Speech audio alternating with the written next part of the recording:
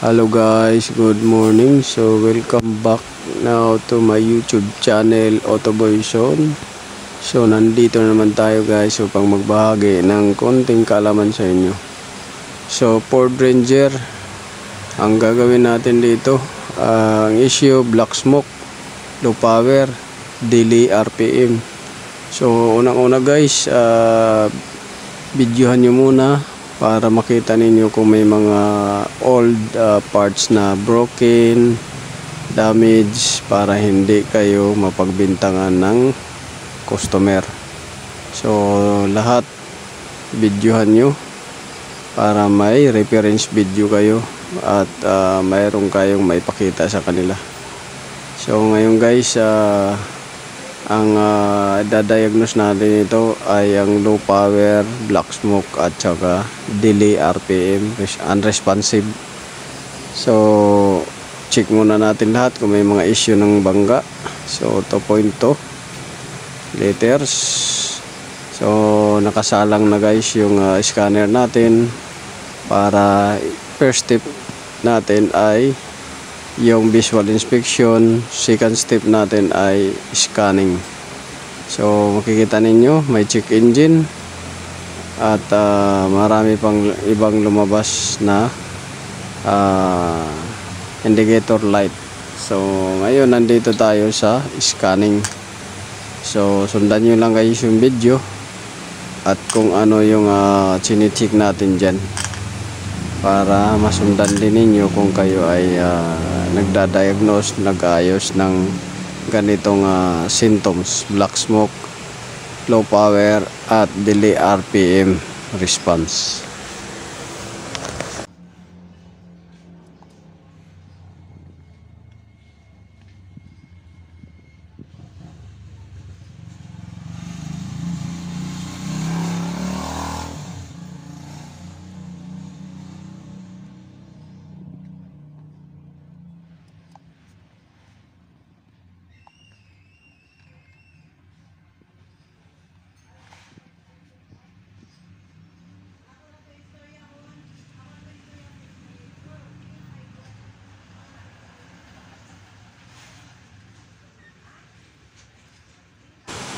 So then guys, kung napapansin nyo guys, ay lahat ng error codes ay binuksan natin kung ano yung mga description nya. So matapos natin yan na alamin yung description ng mga error codes, ay susubukan natin yan guys na i-delete. So pag dinelete natin yan, kailangan hindi na siya babalik, kasi baka may history lang siya or mga pending DTC, hindi siya active DTC. So ang gagawin natin ay i-delete muna natin ang iba at yung pinaka malapit lang sa gagawin natin ang hahanapin natin, or sa engine lang ang hahanapin natin. Kasi yung sa ibang modules like error ng aircon, error ng mga door module, ay malayo naman yun sa complaint ng may-ari, pero bubuksan rin natin yun kasi may mga pagkakataon guys na yung error na yung guys ay magdudulot ng short circuit sa system. So delikado rin at baka masunog pa yung sasakyan, para may address natin sa customer.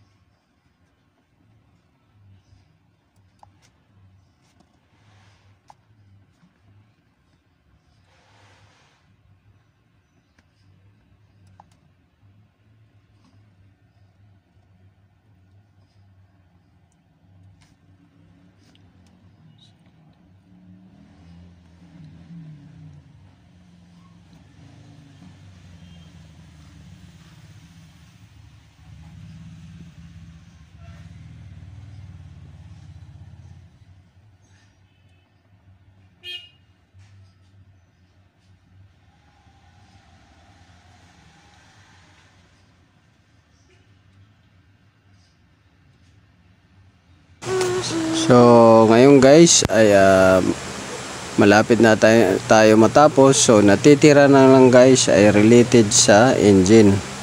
So yun na lang ang hahanapin natin. So pupunta na tayo ngayon guys dito. Check na natin tong air duct nya kung madumi, at yung mga sensor check na rin natin para malaman natin kung totoo ba yung sinasabi doon sa error codes. So dito may leak doon sa injector number 2. Kung nakikita nyo, nagbabasa. So leakage na yan siya guys. Ang symptoms na ibibigay niyan guys ay low power. So minsan black smoke pa yan pagka grabe na talaga yung leaking nya. So sa compression yan guys, at saka sa leakage ng pressure ng fuel nya. So dito check din natin sunod yung turbo nya, kasi may issue siya sa turbo actuator, pati na rin dito sa may throttle. So kung makikita ninyo yung throttle, so madumi na yung ano nya, pipe. So intake sa patungo na yan guys sa may EGR. So ngayon titingnan rin natin tong air duct nya. Kung makikita ninyo guys, mapapansin nyo, grabe na rin yung oil at saka carbon. So yan naman ay patungo doon sa intercooler. So kung mapapansin ninyo, may kinundim na silang pipe, yung bypass pipe ng EGR, at saka patungo doon sa throttle. So ngayon nandito tayo sa EGR.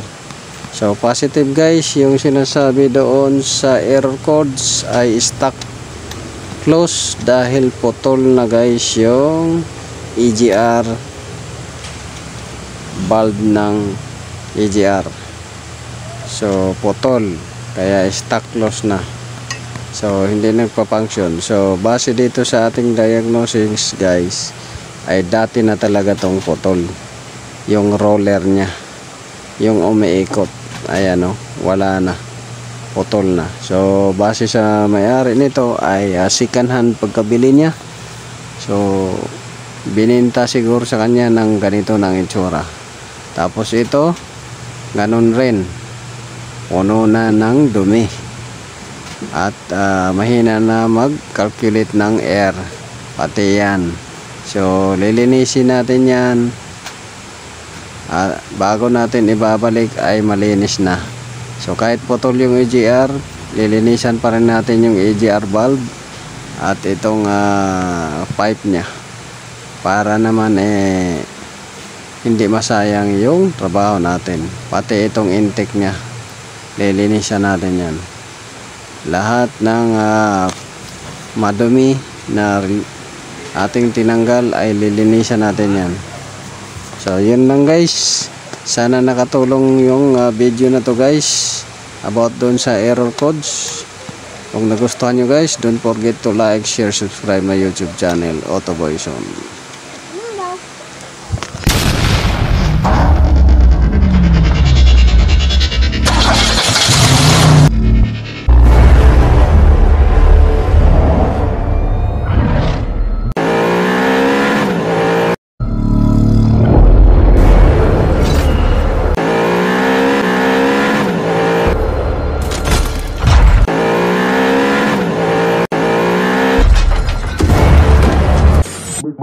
Make